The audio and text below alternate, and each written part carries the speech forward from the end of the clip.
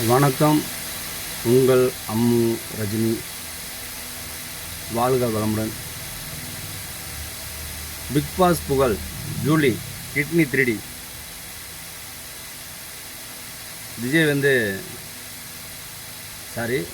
Sir cinema வேண்டாம், ஒன்று வேண்டாம், எல்லாத்தையும் இழந்து மக்களுக்காண்டி வந்திருக்காரு. மக்களுக்காக நிற்கணும், மக்களுக்காக நம்ம உழைக்கணும், அதுக்காண்டி வந்திருக்காரு. தயவுசெய்து அவரை திருப்பி அனுப்பிடாதீங்க. விஜயன் சார் செஞ்ச துரோகம் இவர் செஞ்சிடாதீங்க. அதை பேச வந்திருக்கேன். Julie kidney 3D Bigg Boss. Vijay எந்த தொகுதி ஏற்கனவே அறிவிச்சிட்டாரு. நீ எந்த தொகுதி நிற்குன்னு சொல்லி நான் வாரேன். வாடா போடான்னு தரைகுருவான பேச்சு, தேவையில்லாத வார்த்தைகள். நீ எப்போ அந்த நடிப்புக்கு அவர் எப்போ தான் தெரியுமா? அவர் புள்ள வயசு நீ இருக்க மாட்டேன். நீ வாடா போடான்னு பேசிட்டு நல்ல பொம்பளமா நீ. நானும் சொல்கிறேன், நீ அவரை ஏற்று நிற்காம புரிய வேறு விஷயம். வெளியே போயிடாத தயவுசெய்து. விஜய் சார் பேசின டைலாக் அப்படியே பேசுகிறேன். நான் இங்கே தான் இருக்கேன், ஆஃபீஸில் தான் இருக்கேன், அதை விட்டு எங்கேயும் போல நேராக வாங்க அப்படிங்கிற. நீ நேராக வரேன்னா நீயே போய் மாட்டிக்கிறாத தேவையில்லாமல்.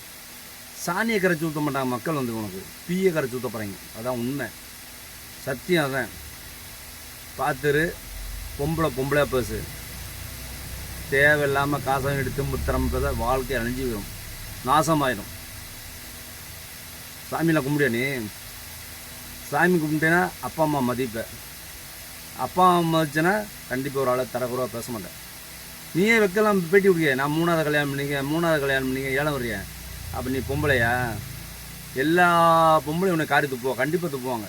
நல்ல ஒரு அப்பனுக்கு ஒரு ஆத்தாக்கு பிறந்த எந்த பொம்பளை இருந்தாலும் சரி தப்பாக நினைக்காதீங்க, காய் மூஞ்சிட்டு துப்புவாங்க.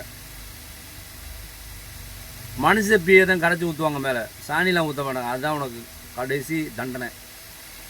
பார்த்து பேசுமா, யாரை பேசுனா பார்த்து பேசு. நான் இது வரைக்கும் யாருக்காண்டி பேட்டி கொடுக்கல, நான் யார்ட்டி காசு வாங்கி பேசலை. விஜய் எனக்கு பிடிச்ச ரசிகர் ரஜினிகாந்த் சார் தான். அவர் விஜய் பேச விஜய் சார் பேச மனசு ஈர்ப்பாகி இப்போ அவருக்கு சப்போர்ட்டாக பேசுகிறேன்.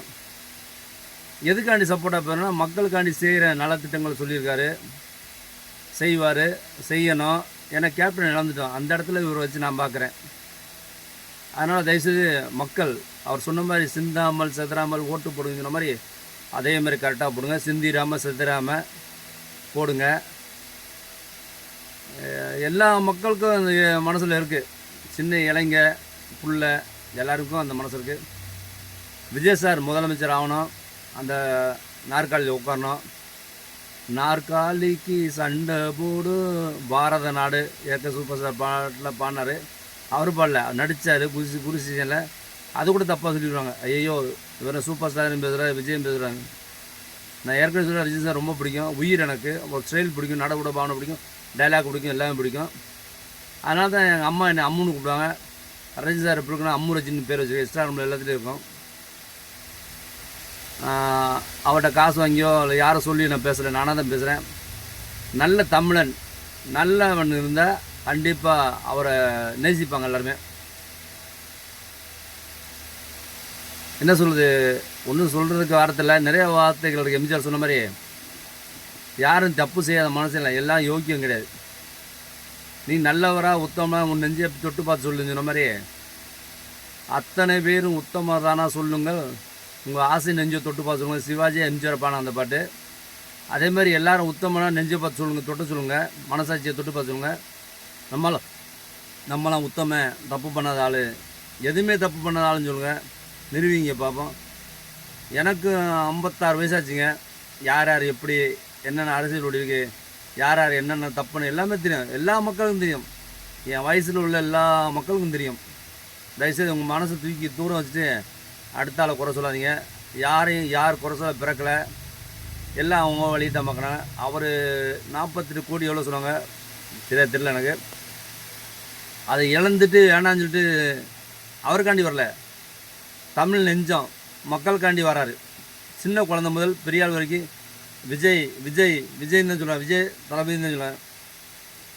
அவர் கண்டிப்பாக சீட்டில் உட்காருவார். எம்பெருமான் முருகன் அவர் கண்டிப்பாக துணையாக இருப்பார். வேறு யாரையும் கூட்டி குறைச்சி சொல்ல ஆள் கிடையாது. இந்த ஜூலி பொண்ணு பேசுறது ரொம்ப கஷ்டமாக இருக்கும் மனசுக்கு. அவர் புள்ள வயசு இருக்க மாட்டேன், நீ இப்படிலாம் பேச ஒரு தப்பு சரியா? இப்படிலாம் பேசாது தயவுசெய்து. நீ என்ன பெரிய புகழா? எத்தனை லட்சம் சம்பளம், எத்தனை கோடி சம்பளம் வாங்குற? இன்னும் பிக் பாஸில் போனால் பெரியாளா நீ? பிக் பாஸில் போனால் பெரியாளா நீ? எத்தனை படமாக நடிச்சிருக்க, எத்தனை நாடகம் நடிச்சிருக்க, எத்தனை சீரியல் வந்துருக்க? பெரியாள் மாதிரி பேசுகிற, ரொம்ப அனுபவசாலி மாதிரி பேசுகிற. என்ன அனுபவம் தெரியும் உனக்கு? விஜய் சாரோட கால் தூசி புரியானே, அவர் அனுபவம் என்ன? உன் அனுபவம் என்ன? நான் ஏதோ புருஷன் முன்னாடி மனசுதாபத்தில் இருக்கேன், நாளைக்கு சேர்ந்து என்ன செய்வேன்? அதெல்லாம் பேச, குடும்பத்தை பற்றி பேசாத தயவுசெய்து. யார் குடும்பத்தை யாரும் பேச யோகியதை கிடையாது, பேசக்கூடாது, தப்பு. நீ எங்கே நிற்கிறேன்னு சொல்லி வந்து நிற்கிறேன்னு சொல்றிய, நின்றுவேன் நீ? ஏற்று நின்றுவேன், மக்கள் நிற்க விட்டுருவாங்களா? நில்லு. நான் சொன்ன கேள்வி தான் வரப்பு. தயவுசெய்து வீட்டில் பேச, அமைதியார், பொம்பளை பிள்ளையார் சரியா? அதெல்லாம் உனக்கு தேவையில்லாத வேலை. கண்டிப்பாக மக்கள் இப்போ நின்று என்ன பீயை கரைச்சி தான் ஊற்ற போகிறாங்க தலையில். நன்றி, வணக்கம். வாழ்க தமிழ்நாடு, வெல்லுக டிவிகே விஜய் கட்சி. உங்கள் அம்மு ரஜினி. வாழ்க வளமுடன்.